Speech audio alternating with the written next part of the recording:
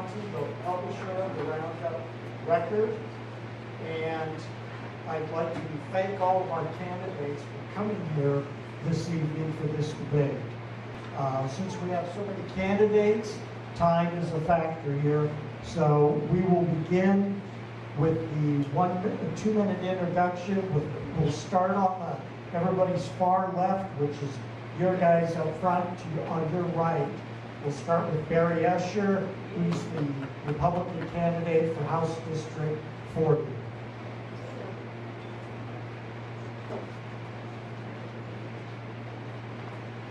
Stand up because some of you can't see me way over in that corner. I'm Barry Usher. I'm your City House District 40 member representing you. I'm a business owner, married, 4 children, 33 down to 14, and 4 grandchildren. I'm a veteran, just responded to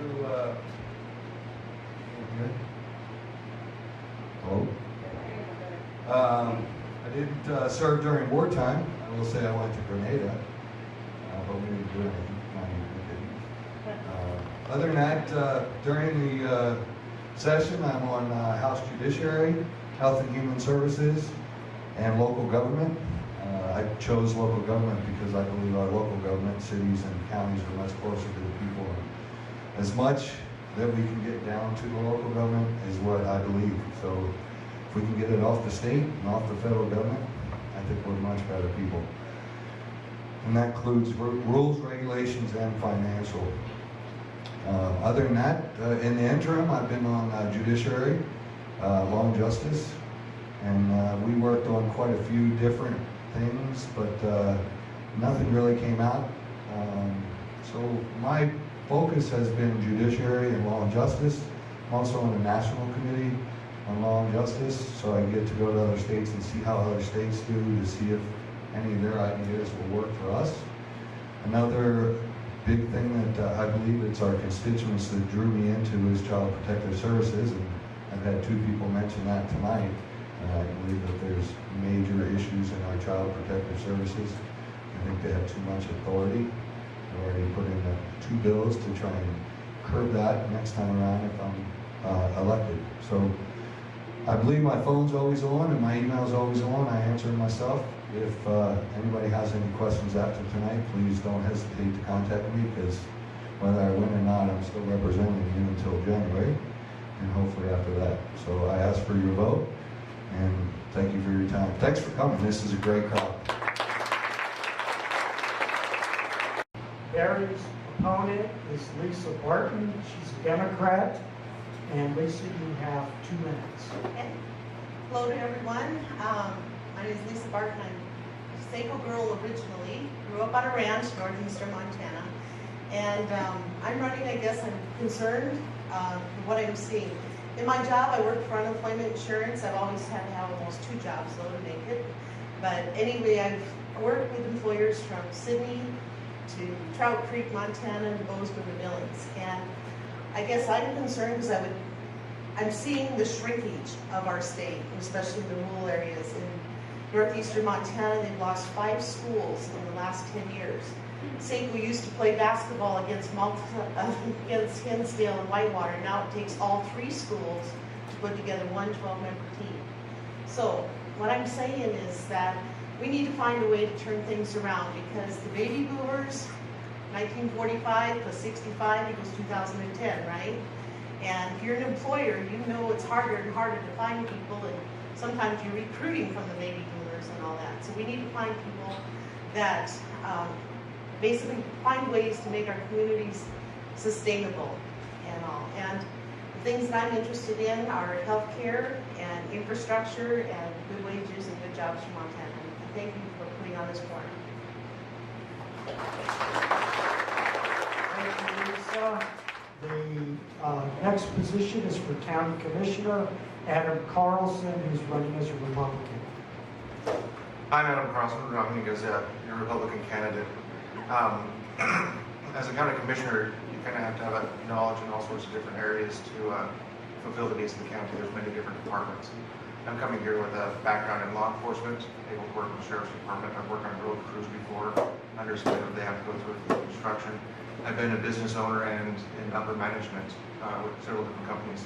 I've done HR laws, so a well-rounded balance there to address issues with the county as a county commissioner.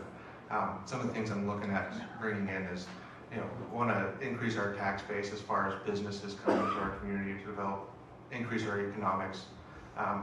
The mine is a great source of revenue right now, but it's not going to be something that lasts, and so we need to be looking down the road as far as something to replace that tax revenue into our communities to keep it growing. Other than that, it's, there's other issues in the county that need to be addressed. We have mitigation grants that are in place that definitely need to keep moving forward to increase that life safety issues out there and reduce damage to the public. Those programs are capable of going through and managing with the matches there, working in collaboration with the state for those programs. I'm glad everybody came out for this. I do have information over there, my phone number, personal cell phone, and emails on my pamphlets. If you have questions, you can feel free to give me a call anytime. Send me an email, and I'll respond personally to those and answer any questions that you do have. Thank you. Next candidate is Bruce Hoiland, running as an independent for county commissioner. I'm a lifetime resident of Musselshell County. I've seen good times and bad times here. I know that it's not a perfect place to live, but we have to do the best we can to make it a good place to live. There right now has been a fight weekly in our county commissioner's office. Nobody wants to take sides on it. It's got to stop. I can stop it. I have experience in city government. I currently work for the city of Roundup. I have experience in county government. I ran large budgets. I know how to make dollars and cents. And right now we're going to need a lot of that with current things that are going on. Thank you for coming. Thank you very much.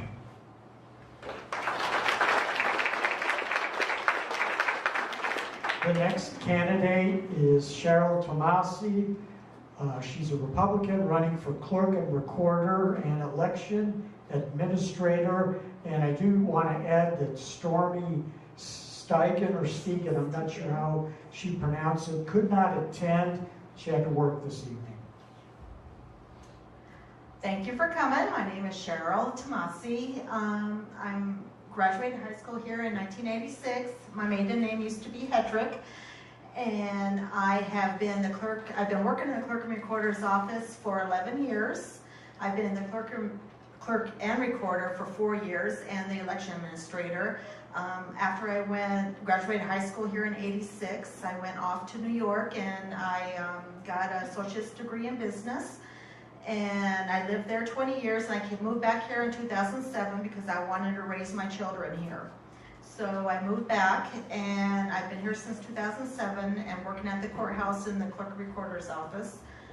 We do a lot of different items in the clerk recorder's office. We record legal documents. We do birth and death certificates. We do, we're the commissioner's secretary. We do lots and lots of things. I'm also election administrator, so I run all elections. I've successfully ran the municipals, the school trustees, the hospital trustees, primary elections, general elections, special elections. So I've done all the elections, and I'm just looking to hope to be reelected for another 4 years. Thank you. Attorney here for Musselshell County as well as Gold Valley County. I have worked in county government in the county attorney capacity or deputy for the last almost 10 years, or 10 years total in my career. Spent a good deal of that in Yellowstone County, both as a public defender and also deputy county attorney. I've also worn every hat in the county attorney's office, everything in the civil divisions, as well as here in Roundup, where we cover not just criminal law, but we also cover all the youth and neglect cases, which are the kids that we protect, working with state. I don't know if you know this, but the state covers about half of the salary of the county attorney because we do so much work for the state of Montana, acting on their stead in our district courts. So I have worked as a county attorney as well as a state attorney, as a special deputy attorney general for 8 years with the NRC. So I know county government, I know state government, I have worked a long time in it, and I am asking you to vote for me, put me in office for another 4 years so that we can continue the good work that we're doing. But we have so many things that we're working on, including protection of kids, as well as county road issues and everything else that comes to the county attorney's office.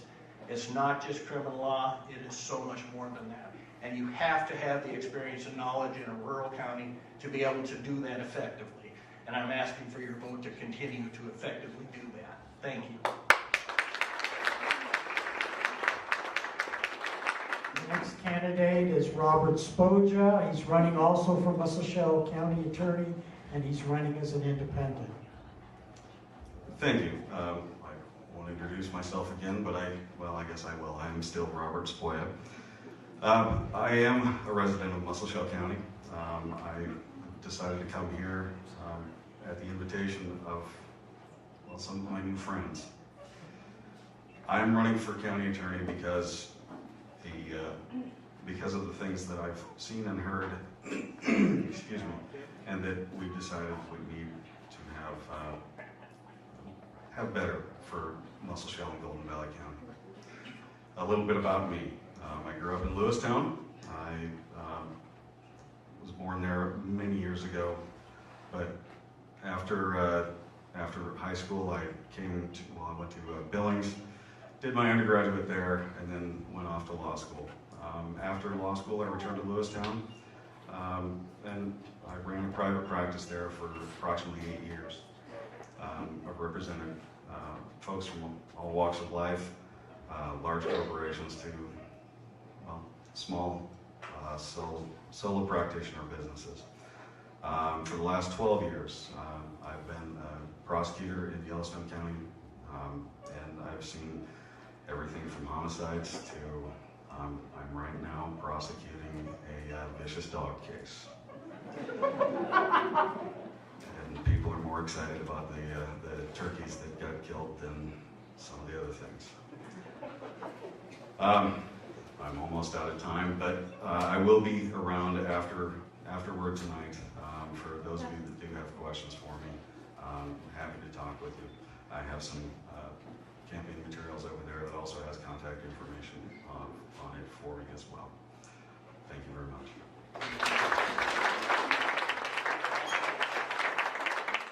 The next candidate for Musselshell County Sheriff and Coroner is Shawn Lesnik, who's running as a Republican.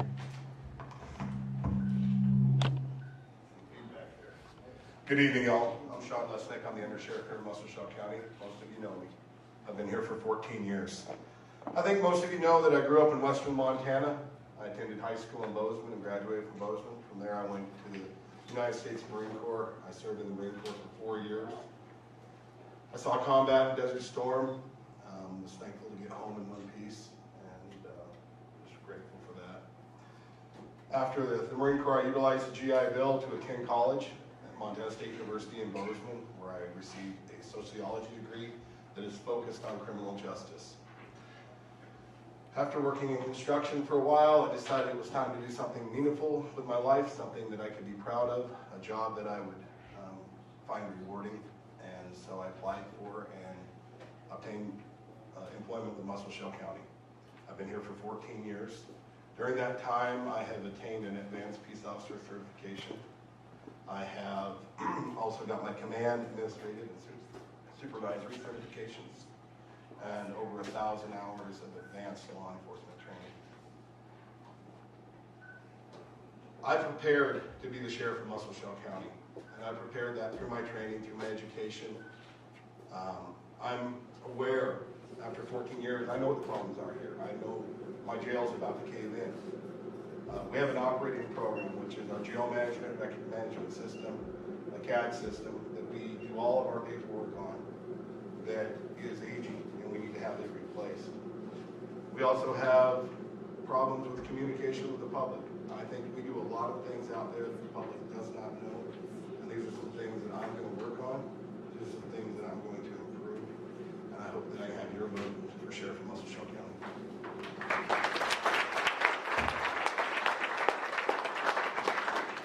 Next candidate for Musselshell County Sheriff and Coroner is Ronnie Burns, who's running as a write-in candidate. Hello everyone, I'm Ronnie Burns. Glad y'all came today. Thank you. Good to see so many people here. Anyways, everybody pretty much knows I'm from Texas. Former law enforcement officer in Texas. Worked for Dallas County Sheriff's Department in their maximum security jail. And dealt with every kind of criminal you can imagine. Okay, also I was a police officer at Carlson, Texas PD, where I was a patrol officer, I was an FTO officer, I was a game unit officer, and I was an undercover narcotics investigator. I investigate all sorts of crimes, though, not just narcotics. If they have a murder warrant out for somebody, I'm the one they sent. Okay, so done a lot of high-end type criminal investigations. Whenever our federal government, when the FBI went after Homeland, the Al-Qaeda terror group's funding deal, there in Texas, I was on the FBI raid that shut them down. Okay, I've done surveillance on the terrorists. I've done a lot of pretty extensive law enforcement work. I've got 2,356 hours of law enforcement training. Got advanced certification, SWAT trained. You know, I've got a lot of training. You can go on my website, on my Facebook page, and look that up. Anyways, we transferred here to Montana because my wife's company transferred it. I raised cutting horses. I needed property that I could raise horses on. We did a 60-mile radius search of Billings and Roundup is the town that we love. We've been here for 3 years. I really like it, and I'm glad to be here. I'm running as a write-in candidate, and I appreciate your vote. Thank you.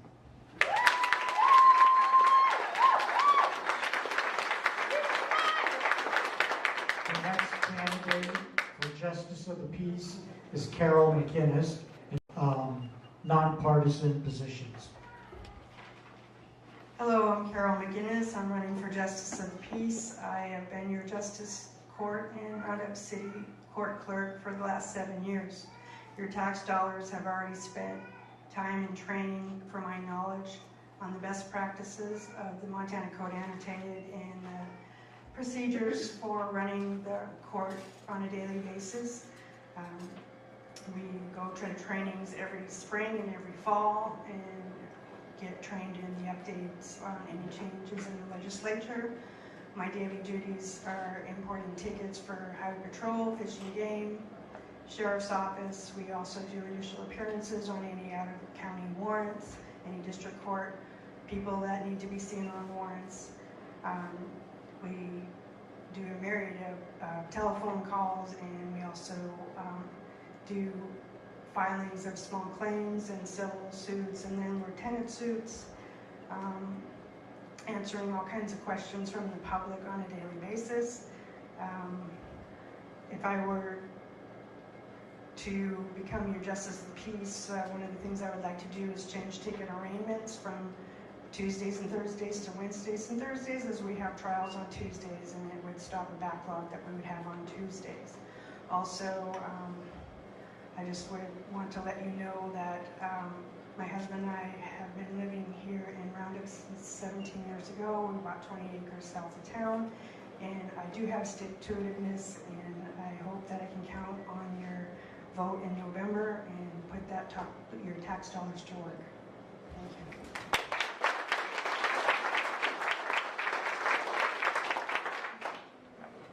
Brad Markey, who's also running for Justice of the Peace. Nice to be here. It's been years ago I've been up on the stage. I think me and Bruce were in the same class. It's a long time ago. I remember walking up the street here, going to kindergarten up here about 3 or 4 blocks from here. So, and I left high school here. Went to college, Dawson College in Glendive. I was on the track team here in Roundup also. There's a lot of records up on the wall there. And I took a law enforcement class there in Glendive. It was the first law enforcement class that Montana had. And from there I went into the service in the Air Force. Spent 4 years there. I worked on nuclear warheads. That was a training I had, top secret clearance. And they put me in another program. And I finished out my term doing that. I was a crew chief on drones. And nobody knew what they were then. And got out of the service, come back, went to college, Northern Montana College. Took a lot of classes, and I did a lot of mechanic and automatic transmissions, engine machining, stuff like that.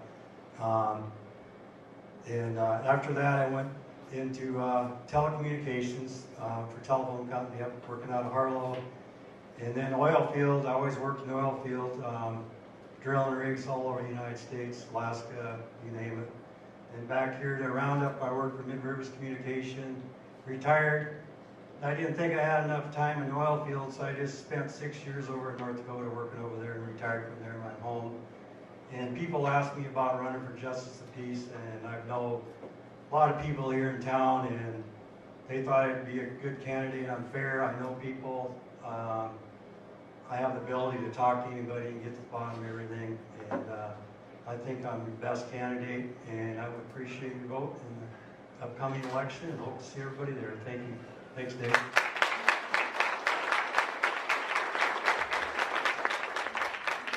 Now we're into the question and answer period. Each candidate will be allowed 2.5 minutes per question.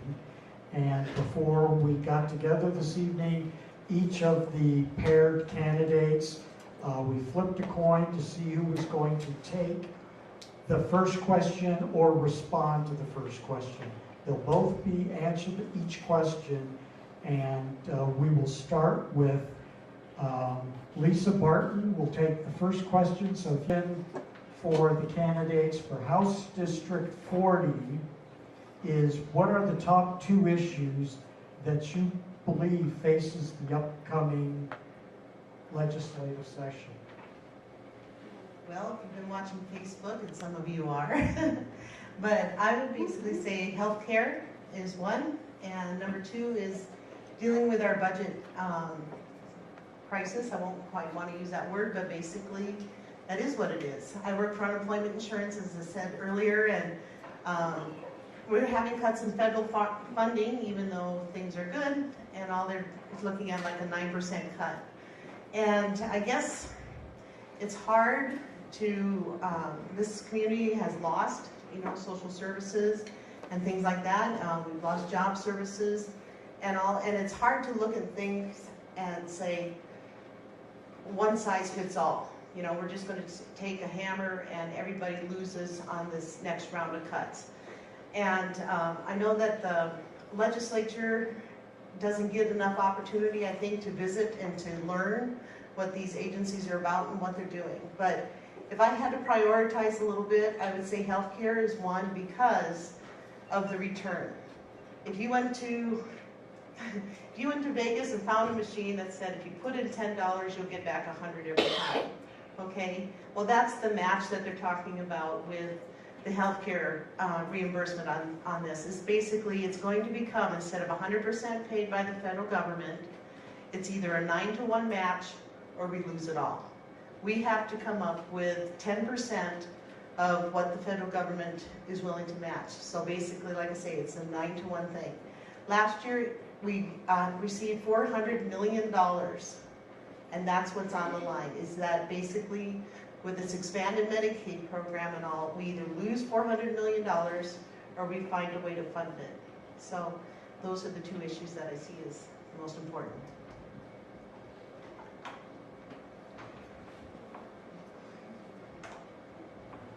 Sorry, I'm going to stand up over here again so the people on the side can see me. And actually, so I don't think the budget is as bad as Ms. Barton. I was there for the special session. I will say that the special session was nothing more than our governor wanting us to raise taxes He had about 6 different taxes he wanted to raise, and we turned them all down, and he projected that the revenue was going to come in low. And so we rejected all the tax increases, but gave him solutions that he did not have to raise taxes and he did not have to cut services. And he rejected all of ours. So in turn, he chose to cut services. In the end, now, as of today, last time I looked, it was probably Monday, revenue has come in exactly where the legislature had projected the money and revenue to come in. So as of right now, we do not have a budget issue. They may try to make it that way. The news will probably try and make it that way, but we do not. And the governor may also, because he likes taxes. He likes to raise taxes.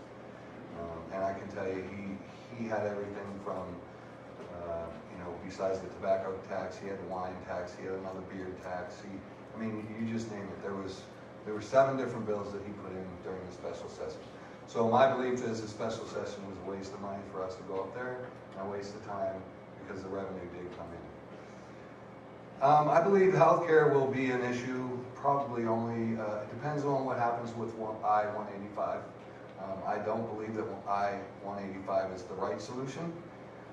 I do not believe that it will pay for Medicaid expansion as they say it is. If you look at it and you read exactly what they write, it says that it only pays for about 24 million of it. I believe there's a $34 million shortfall. I don't have my notes on exactly what the numbers are, but it doesn't pay for it. And their intent is to get less people to smoke. So if less people smoke because they can't afford it, then that revenue that they're anticipating is going to come in is not going to come in. Eventually it will go down to 0, and then who's going to pay for it? All of Montanans, we're going to have another tax increase. Again, back to Governor Bullock, loves to raise taxes. I, on the other hand, have been working on trying to figure out where we can cut some of the bloat out of the middle of our state government, and I've been just told I'm not telling you. But anyway, so I won't be great, I'll pass it over. The first question goes to Bruce Hoiland for County Commissioner. What is your vision for the future of Musselshell County as a county commissioner? My vision right now for Musselshell County is to have a county that people can be proud of, to have a county commissioner, an office that you can come and talk to anytime, and your voice will be heard. I have a history of looking up, researching the heck out of things that I am involved with. Anybody that's worked in government with me realizes I do that. I know what I'm doing before I open my mouth. That's something that we all could stand a little more of. I would hope that our coal mine will grow. There's 40-some years of coal left. I believe that'll be a big factor one way or the other with Musselshell County. 37% of our taxes are being paid by that mine right now. If something happens there, you better have somebody in office that has a clue what's going on. It'll be difficult. Hopefully that doesn't happen. And that's my vision for the county.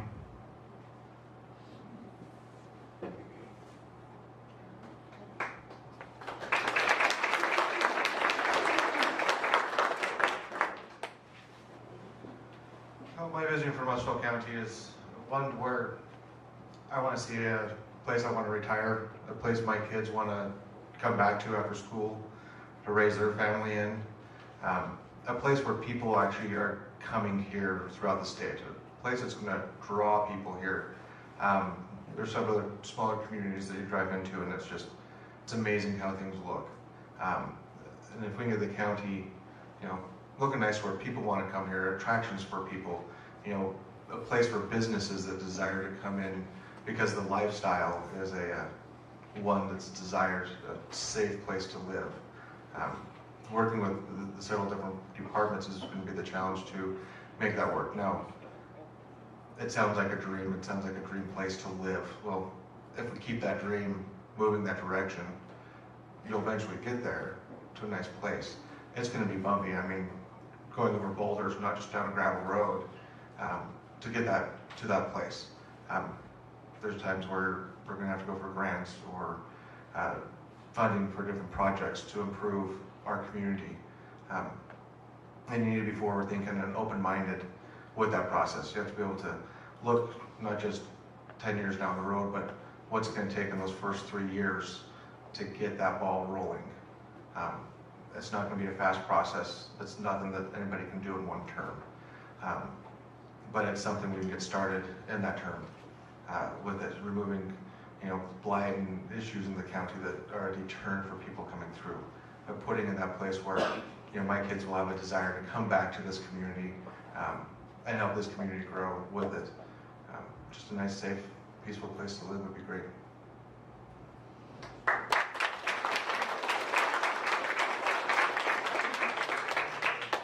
First question is for Cheryl Tomassi, and what makes you qualified to carry out the duties of clerk and recorder?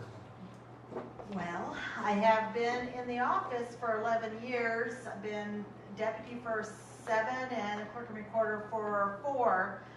I am a certified clerk and recorder. I received my certification and I am a certified clerk and recorder. It takes many, many hours and hands-on experience in order to become a clerk and recorder. You cannot just come into the office and know what you're doing. It's impossible.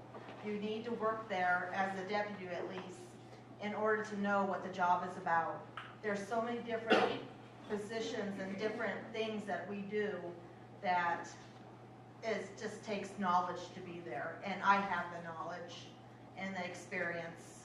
And anybody's welcome to come in and see how anything works or come in and ask any questions. I will always answer anybody's questions, but I have the knowledge because I've been there a long time and I've experienced a lot of things. And I know how it runs. That's pretty much it.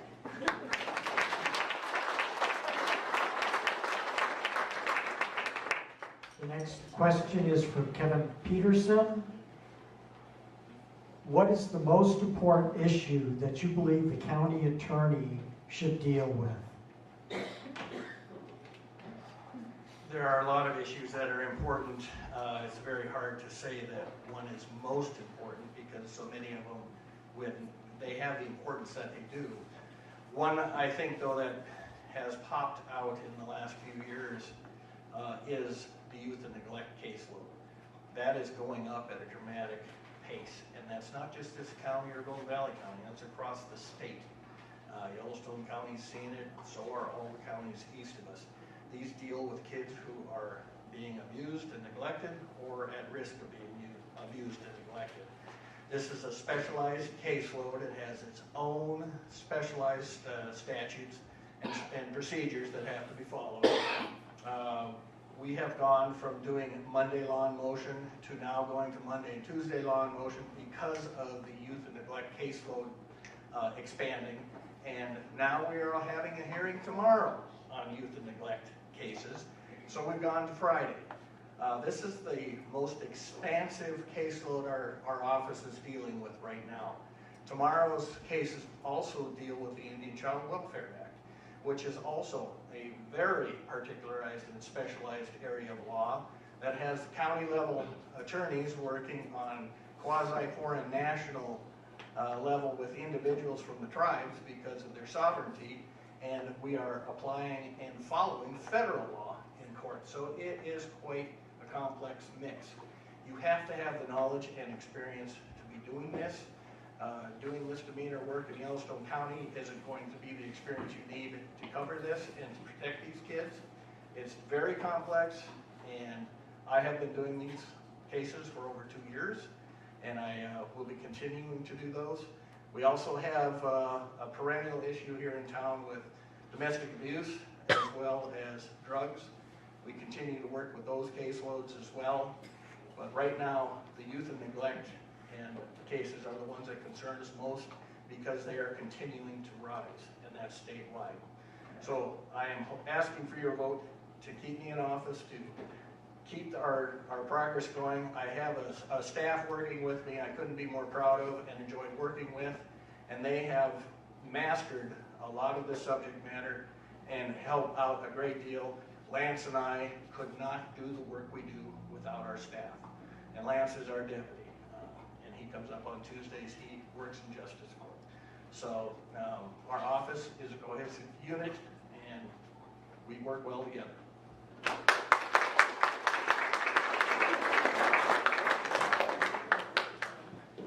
Thank you.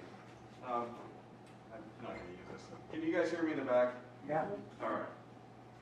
The most important thing that will be dealt with by the county attorney's office in the coming term is to establish and frankly to reestablish the trust of the community. The particular caseloads, those are going to exist regardless of who's in the chair. But the thing that's important, the thing that makes or breaks the ability to prosecute or to handle any particular caseload is to establish the trust of the community, to be able to work well with those that are bringing you the cases, to be able to communicate with every other department within the county. If the citizens of Musselshell County and of Golden Valley County don't have the respect that needs to be that the county attorney needs to have, there's not going to be the ability to pursue the cases that need to be pursued. If the person that is chosen as the county attorney is not able to work with those that are investigating the cases and that bring him the cases, then he's not going to be able to do a very good job of getting the cases taken care of. He's not going to be able to do a very good job of protecting the citizens of this county. Frankly, that's the first and foremost thing that is going to be faced by the Musselshell and Golden Valley County Attorney, is that he's going to have to somehow reestablish the trust of the community and reestablish the trust and the cooperation with the other entities that he works with, law enforcement as well as the other departments.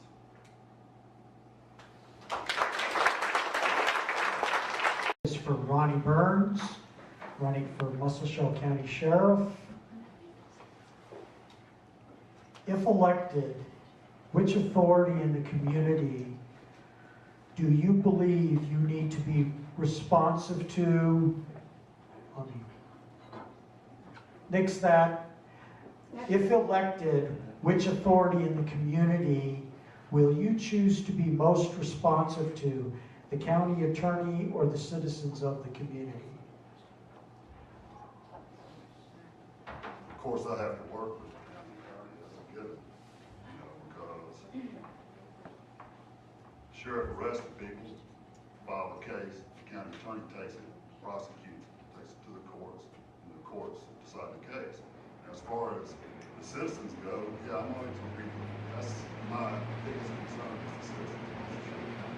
I want to trust the sheriff's department, believe that we're doing the right thing, to earn their respect and their trust in this life.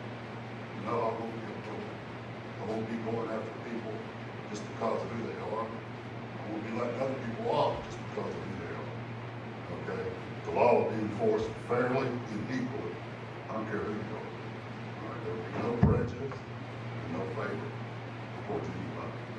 You know you'll get a straight shot with me at all times. And my door will be open. If you have any questions, I'm always there to answer them. Plan on having a public forum, get the community involved in the sheriff's department, let them know what we're doing. I believe strongly in community policing and having open, transparency in the sheriff's department. If you have any question, ask me a question, I'll give you an answer. Unless it's something where the case is pending and I can't release the information.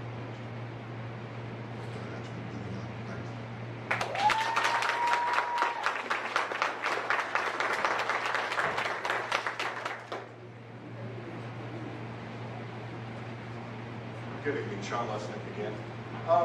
We have to work with two different entities here. We have the public we have to work with as they come to us. And often the public wants us to solve the maladies that are affecting them. Sometimes we can, sometimes we can't. We do the best job that we can. We also have to work closely with the county attorney to get the problems that face this community prosecuted. By working closely with the county attorney's office, we can take and come to a consensus of what should be looked at, how it should be investigated. We work closely with the county attorney because there are times, even after 14 years, that I kind of go, what do I do at this point? There's junctures you're not for sure should you proceed or not.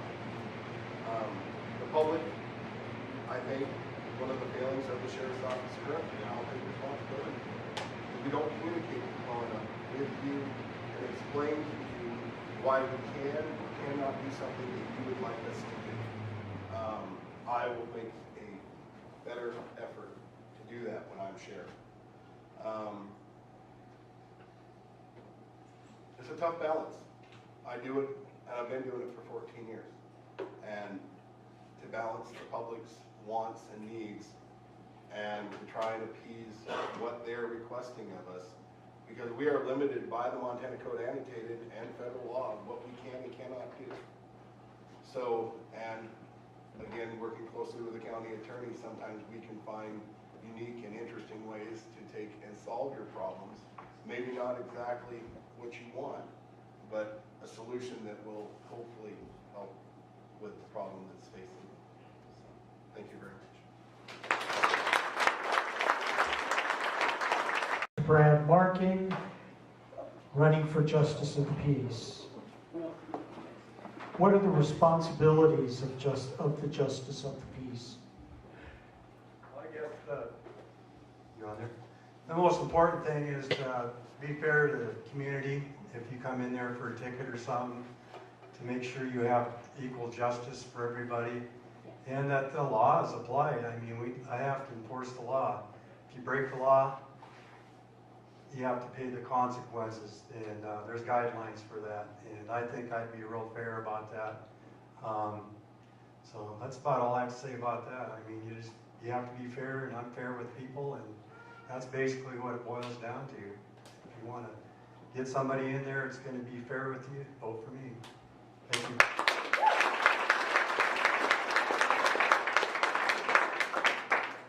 Could you repeat the question, please?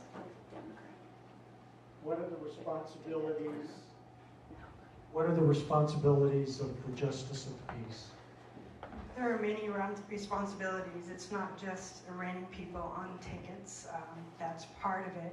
You do have to read them their rights. You have to read them the law, what the possible penalties are, help them understand if they're making their plea or whether they need to talk to an attorney first. You have to give them the information if they do want an attorney, whether or not the particular charge that they're charged with is something that they're able to have a court-appointed attorney or not. There's a lot of different things. Sometimes people will go to court and they'll be pro se, which means that they represent themselves, and sometimes you have to explain a little more about the law and about the decisions that they might be making per their case, where you would not have to explain that with someone who has their own attorney. So it's not just a matter of seeing them on their ticket and telling them what their consequences are. There's a lot more to it than that. That is a thing that we do daily, but there's a lot more involved. Brad's right, you do have to be fair and impartial with everyone, and no matter who comes before you or what their charge is, because everyone is innocent until proven guilty. And sometimes people forget that. And I really hope that I can count on your vote. I have the training and the experience in the last 7 years in law and the Montana Code Annotated and the best practices and procedures as taught to me by the Supreme Court. Thank you.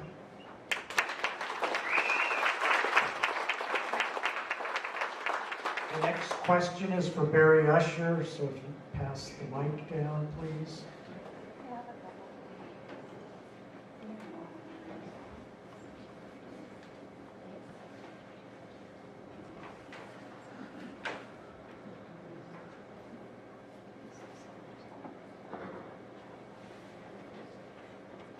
What needs to be done to balance the budget in the upcoming legislative session?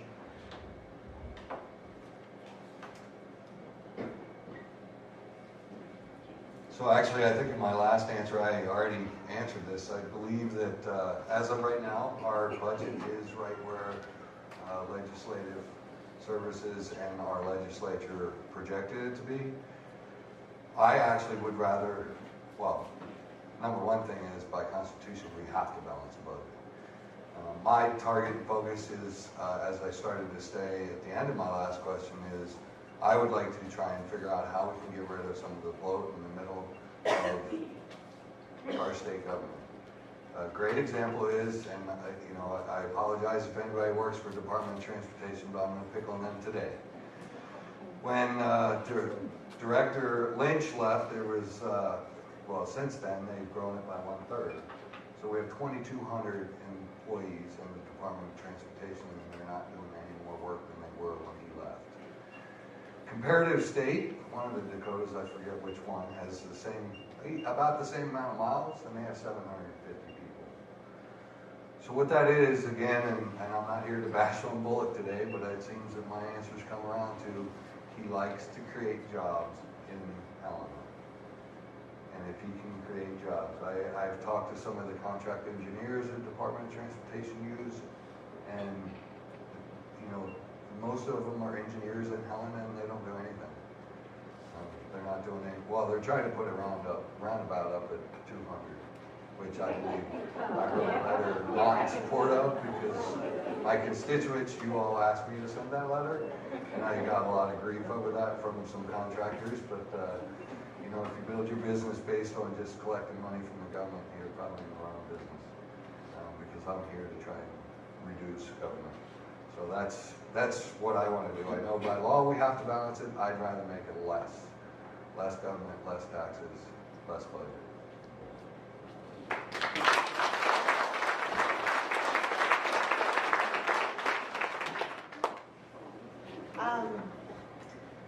Basically, I've been on both sides. I was one of the people a few years ago that, they talk waste, fraud, and abuse and all, and we had the points computer system that Department of Revenue had that was $37 million and counting and not working. And basically that was one where I stood up, because I'm kind of a frugal person myself, and I hated apologizing all day long to people about how badly we kept their books. In fact, we had $17 million more in credits than debits in the system there. So I stood up, and I went first to Dan McGee, who was Speaker of the House, and Ken Miller went to my church as well, so I talked to them. They probably didn't like to see me every Sunday. I didn't give them every Sunday, but I kept at it, and I did testify, and they stopped it from going into property taxes. Then they turned around, and 2 years ago, and then I was able to talk to Corey Stapleton, and I said, look, here's a plan. I'm just not going to complain if I find a solution. I try to find a problem, I try to find a solution. I said, I've checked around. Idaho has a system, it only costs $8 million, and it works, and it's built, and you don't have to test it or take a risk of won't. The unemployment insurance system, you don't even have to buy a new one. We paid for one, we deactivated it when we merged with Revenue, but I talked to the programmer in charge of it, and yes, you can bring it back. They were able to bring back a system that had been shut down for 2 years, and I ended up being the wage-based manager to clean up all the messy accounts on points before a conversion. And on July 1st, they were basically able to put all of that data into a withholding system that works and into an unemployment system that we used for 12 years without buying a whole new system. So I'm with Barry on let's be frugal and everything. There's some things in withholding tax, though, that the accounting should be better. The collections could come in better, and we could cut down on the number of coupons and delinquent notices you guys where accountants deal with, for putting that on monthly, because instead of accounting for where your withholding taxes are collected every single quarter or month, they wait now until the W-2s. I believe that that's part of the reason the revenue numbers that they keep getting are not very reliable. It's simple, withholding is not an adjustable tax. So I believe that there are places that we can collect sooner, quicker, and basically cut down on some of that waste. Thanks. Carlson.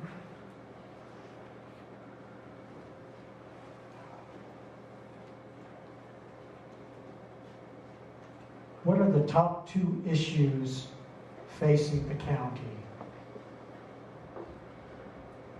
Wow. Changes up when you talk about that. Some of the big issues I see right now is you've got a large mitigation buyout grant. That is a topic of controversy or issue with that. And with that one also stems, you've got a public participation issue. Working with the public there on it, education with it. The other portion or current issue that's a big topic is the commissioner's office, as far as bickering and fighting or not able to work with each other. And all that kind of just changed in the past year. Which is kind of sad to see it all just go down in the past year with that and the changes there.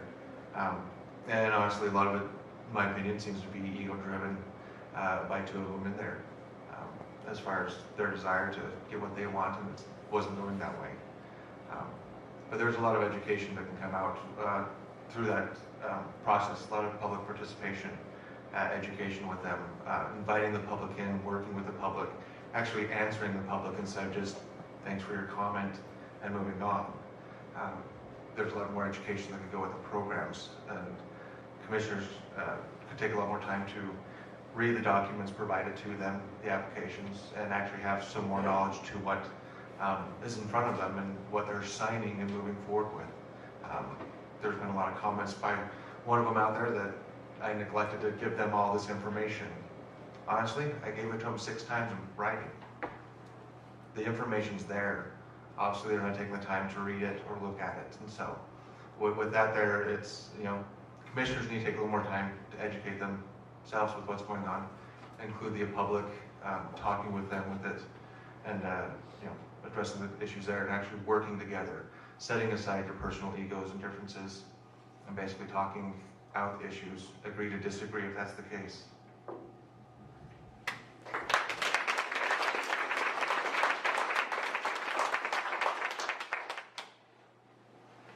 The top 2 issues that I see facing Musselshell County today.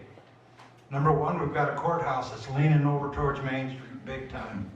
We're spending money on other things and worrying about small things when our courthouse could fall over. Needs addressed. That's a big issue. The buyout with FEMA, that's a big issue too. Research today through budgets, I've found that there's a lot of things that aren't adding up. For whatever reason, we were told that the cleanup cost would take care of the county's part of the bill. That's not happening. It's going way beyond in the cash reserves of Musselshell County. I have no idea if we can stop it.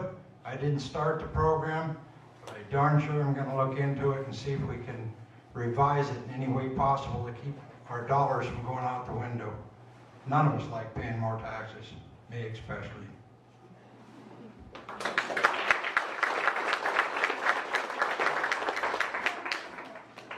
Next question is for Cheryl Tomassi. And what improvements would you implement to make your position more efficient?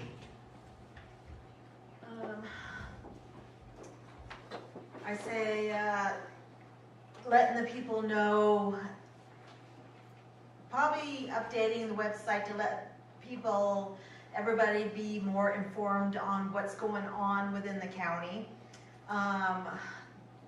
Customer service is a big thing in my office. I want to make sure that everybody is treated that comes to my office is treated nicely and fairly, and just getting the word out to people more often about what's going on with the county and what needs to be done. And I think that's about it.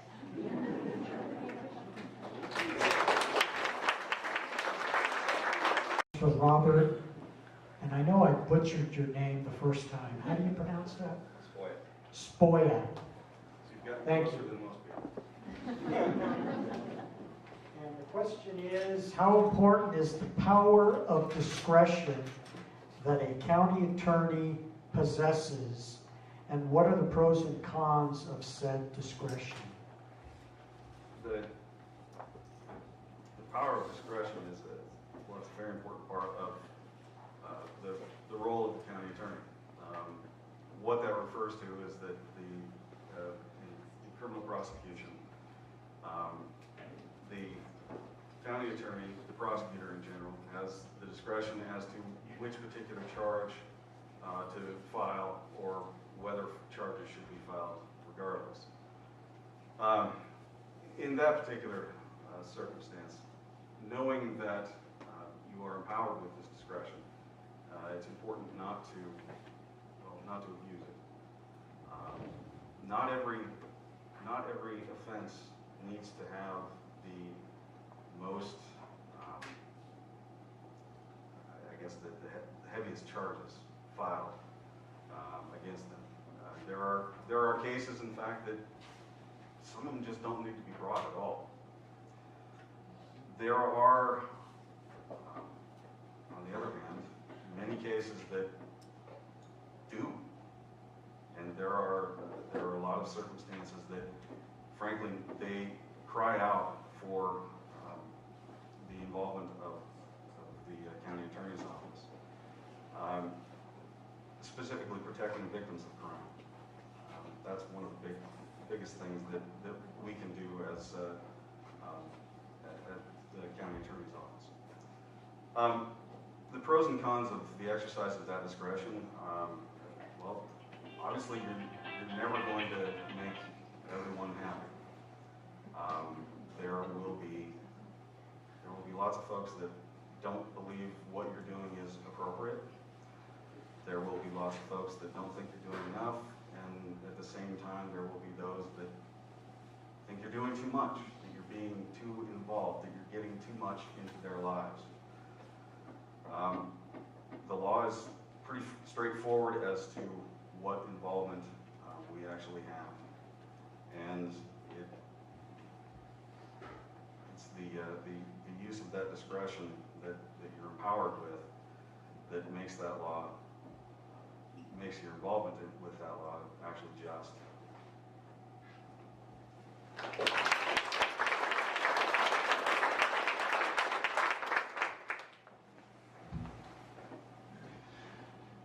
Discretion really just falls down into the category of professional judgment.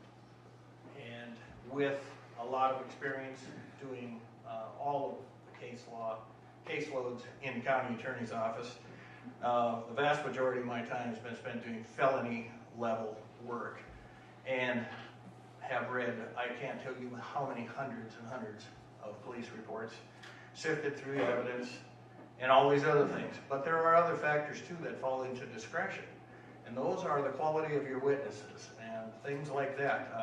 Not every victim is made the same. They're not all perfect people. They're not all able to testify in a rock solid fashion. There can be problems in your cases that hopefully the defense counsel don't know about. You don't tell them. There's a little poker involved with prosecuting crimes. So you do the best you can with what comes in the door.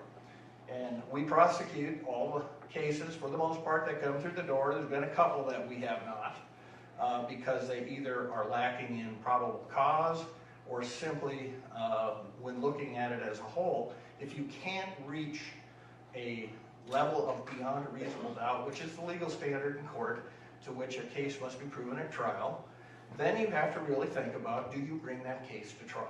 Or do you do something different with it? You may reduce from a felony to a misdemeanor to get what you can. But the thing to remember about discretion too is that there are 3 layers of review of cases as they come in.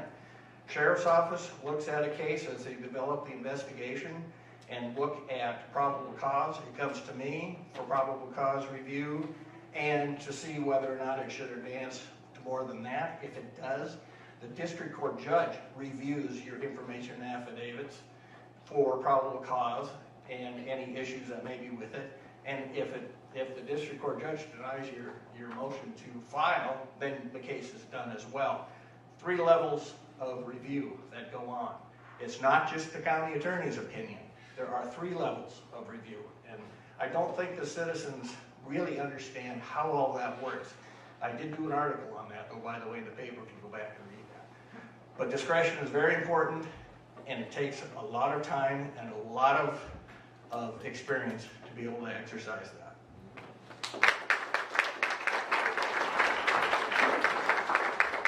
The next question is for Shawn Lesnik. If elected, what are your top 3 priorities as sheriff? Well, this is something I've campaigned on, so that's an easy question for me. My number 1 point is that, as everybody knows here, and as I look out the faces, we have some really long-term citizens here. In my 14 years, I've went through 21 deputies, and that's insane, in a department of 7. And when I started, it was only a department of 5. So we've turned over deputies, and I'm really proud of the deputies that we've turned out. I mean, we have turned out some phenomenal officers. And I think that has something to do with the officers that we picked. But we have officers that are sergeants at Billings PD.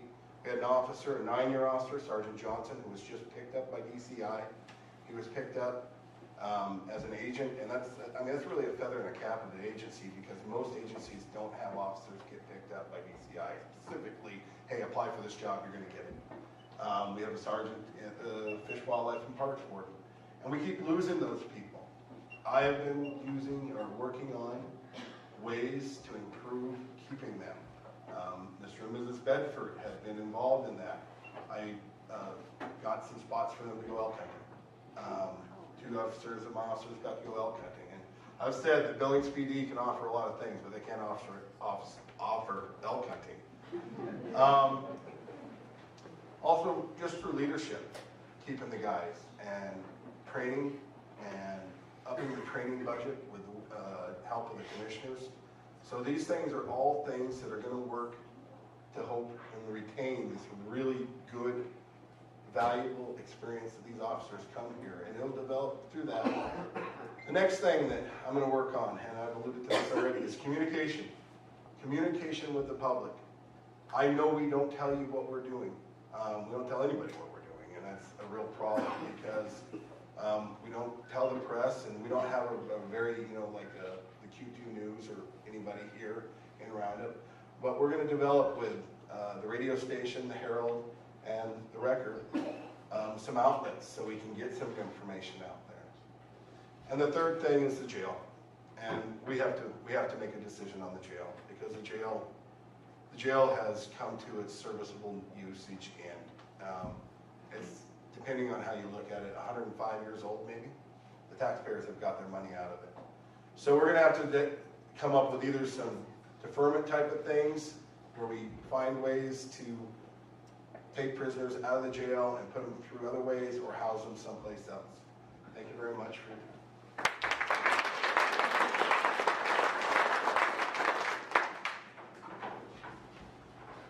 I basically agree with the points he made.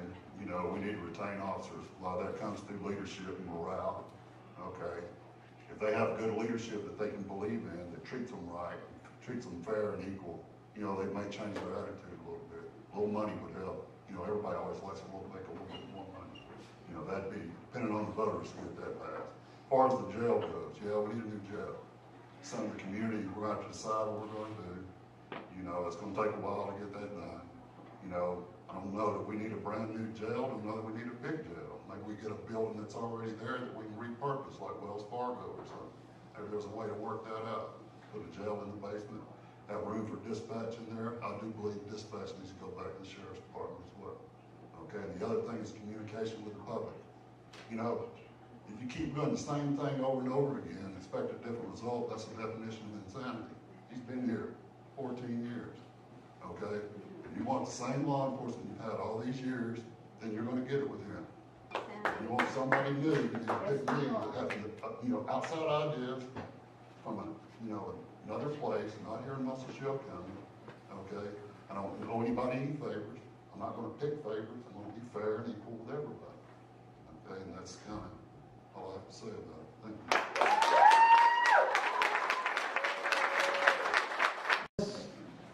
you. Is it the job of the justice system to stop repeat offenders with hardline prosecution in order to clean up the local drug trade?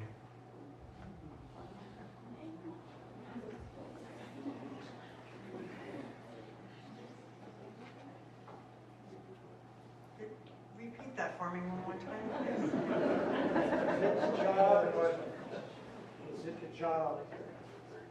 Is it the job of the justice system to stop repeat offenders with hardline prosecution in order to clean up the local drug trade? Well, I do feel that we should have a stronger sentencing, especially on repeat offenders. Although the drug problem has increased, we all know that. I'm not saying that putting everybody in jail is really the answer. Maybe we need to have a little more mental health, and with all the budget cuts, they're overwhelmed. There's a lot of different avenues that we could go, but I do agree that I feel that we need to be stiffer with the repeat offenders, and obviously what we're doing now is just kind of a status quo. So something has to be done, and I'm not object to having stiffer penalties for repeat offenders.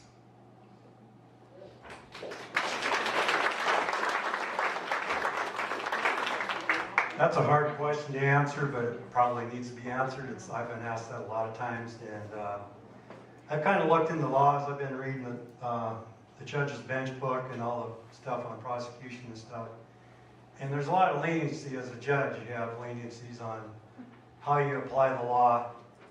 And one of them I've looked at is, as a judge, I can have a work program. So we got repeat offenders. Maybe they need to be out doing something besides sitting in jail. I mean, that's what I'm looking at. And the first thing is, I'm behind law enforcement for cleaning up this town. That's a lot of our problem here. And the drug problem. I mean, it needs to go away. And we got to look at something like Ronnie. I talked to Ronnie, we need to put him in jail. Yeah, we do, but the jail's full all the time. I have the ability to set up a work program as being a judge. I've looked into it. It's part of the law. Cheryl can tell you that. We can do something besides jail too. I mean, yeah, we need a new jail, but we can work out another program. These people, if they want to get in there and go through this program, their time is reduced. The amount of time they spend on a work program and something. It's something that I need input from the people. If you guys are interested in it, we need options. Maybe we need to look into that instead of paying them to sit in the jail. Let's get them out and find some programs that need to be done. There's a lot of weeds that need to be done to clean up in town. My God, you drive down the town and look at the buildings and stuff that haven't been tore down. I can walk down the street in 5 minutes and get enough for 5 years of work. I mean, we can put these people to work. And if it makes you guys happy, it makes me happy. And if it takes the burden off our taxpayers and puts it on the criminal, if they want to stay here, they're going to have to play by our game. And if they don't, they're going to suffer the consequences. And that's probably going to be one of them that I'm going to set up when I get in there. I'm going to help the sheriff's office in the county by cutting their budgets I can have a couple women or men or whatever, if they're a serious risk of flight and everything, you can't have them in there. I've looked at that, but most of them aren't. They don't have problems. They got a drug problem. we need to get them out and work. Maybe they can get some work ethics where they can get a job and get them off that. Like Cheryl said, some mental health issues and stuff, but that's where I'm at on it, so thank you.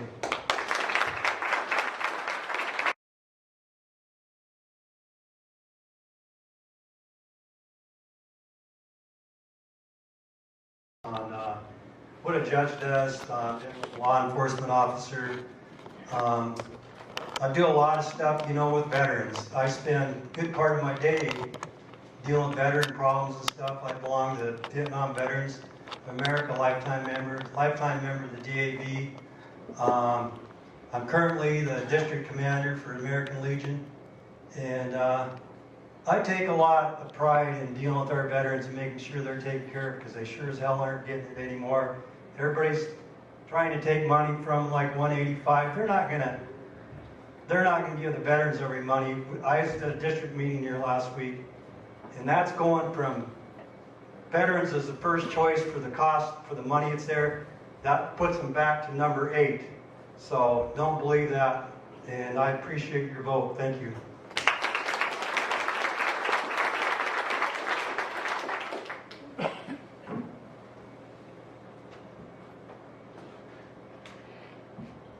Just one other thing I wanted to say. It's a great idea that Brad has about the work program. I'm not sure that is something that would be able to be done. There would be a lot of ramifications with it. However, I do think that we can work with the commissioners and the sheriff's office and the community service program and encompass more of the community service, actually, like the weeds and such, to clean up our community. I just wanted to put that out there. And also, I just want you to know I may not have Brad's name, and I may have not lived here my whole life, but I do have 7 years of your tax dollars and training, and I know how to do the job. Thank you. I hope I can count on your vote.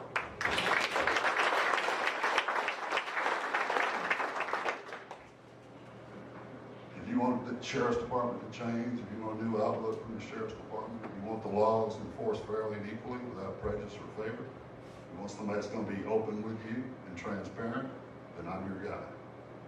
Okay?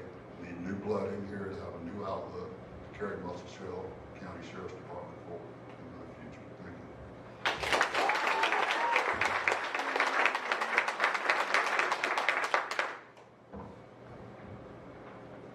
The sheriff is an administrator, has very little to do with any street time, unfortunately.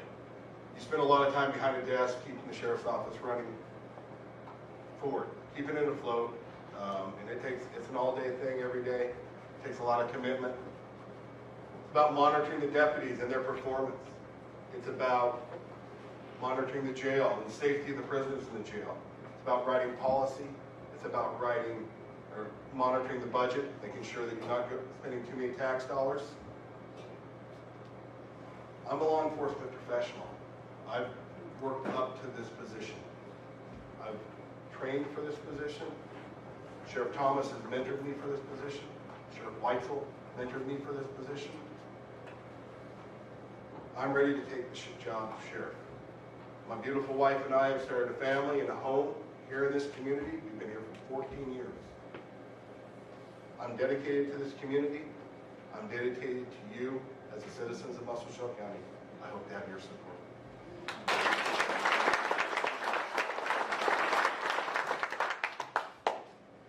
I'd like to thank you all for coming tonight, and thank you to the Record Tribune and to the other sponsors.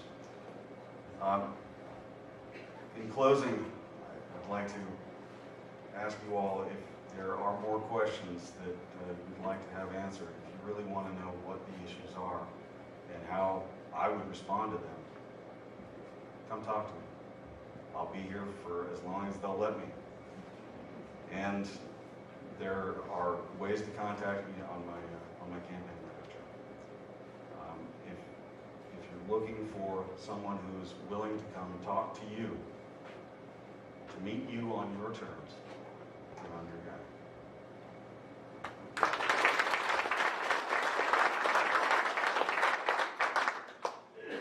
I read on a sign recently that experience matters. person with the experience that matters is already your county attorney. I've been here for 2 years. I have served as a county attorney and deputy county attorney for nearly 10 years. I am seeking 4 years to continue that. I already do the job. I live here. I bought a house here. I am a part of this community already, and I shop here. I am invested in this county, and I work in Golden Valley County as well. So I am asking for your vote in November 6th to continue the work I'm already doing. I have worked everywhere from municipal court to the United States Supreme Court. Mr. Spoja can't say that. I am not an 11-year deputy with Yellowstone County still doing entry-level misdemeanor work. I have done everything in the county attorney's office, including in Yellowstone County. So I appreciate your vote. I have the experience, the knowledge, and all of the administrative abilities to carry forth, and I appreciate your vote. Thank you for coming.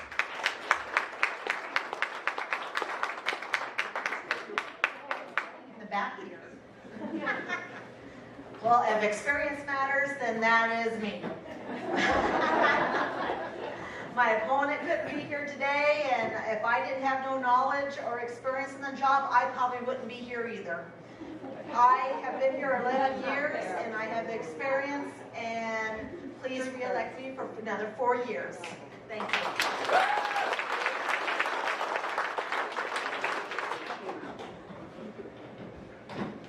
Thank you. Do I get 3 extra minutes for the minutes I saved you earlier? Just checking. I have a short list of my accomplishments that I want to read to you. I am very much responsible for the new restrooms that were put underneath the grandstands a few years ago that were paid for by the Roundup Bump and Run Association. I am responsible for the new restroom and concession stand that was built in the city park a number of years ago. Roundup Baseball funded part of that. Local people volunteered most of the work. I was a part of that. I have saved the city bundles of money, upwards of $3 million on projects. The most recent project where I've saved Musselshell County a good bundle of money is getting the Goffney Bridge funded, and it will be built by the state of Montana thanks to my work and some of my co-people's work on it. Thank you, and I appreciate your support in November.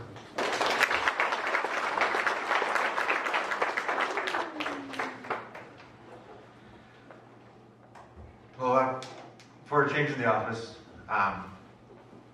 having an open-minded individual that's going to look at all sides. Young blood. I'm not from here. I'm not the good old boy.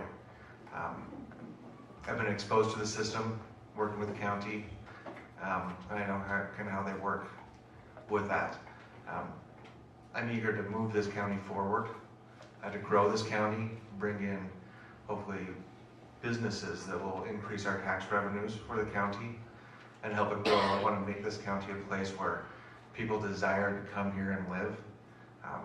They want to retire here and raise kids here, see their grandkids raised in these communities. And doing that is just being open, proactive, working with the community, involving them, and being honest with the community as far as what the budgets are, what we're doing, and how we can move forward and create this pleasant place to live in.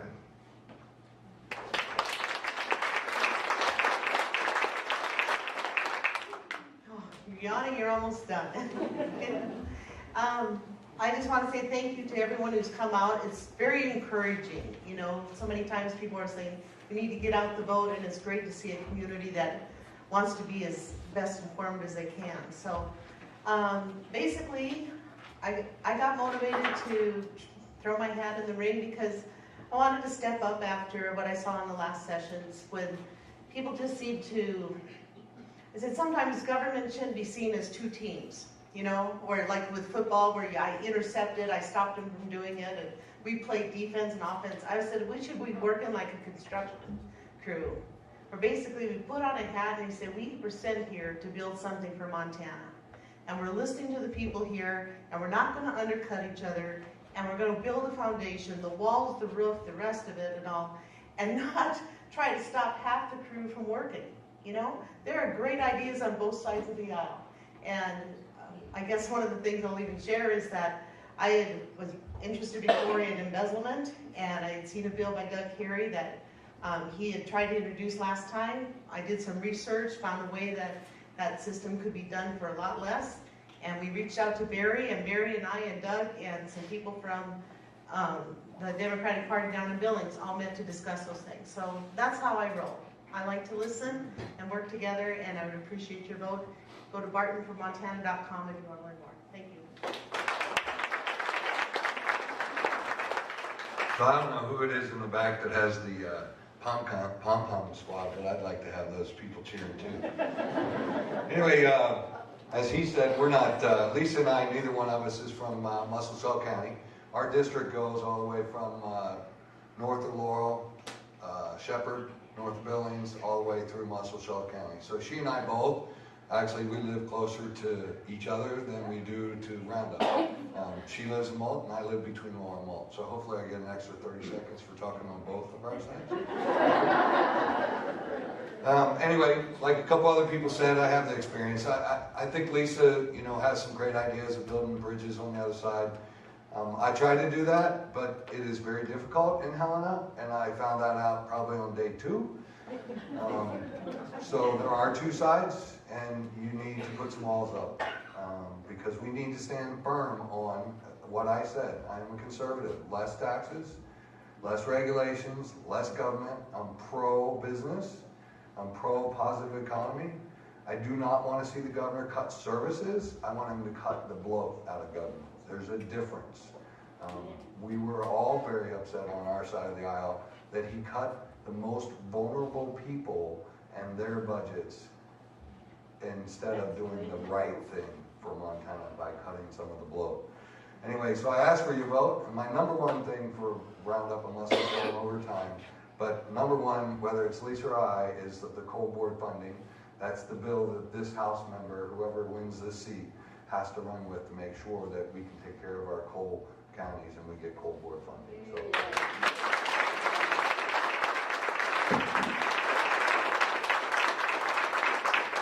I want to thank all the candidates for coming this evening, putting up with the questions and facing a really good turnout. I'd like to thank the committee that worked with me to come up with the questions, and thank those of you that submitted questions to the paper. We couldn't ask all the questions, obviously, because of the time constraint. I thought an hour and a half was about as much time as most people want to sit in a plastic chair. So thank you all for coming, and vote November 6th.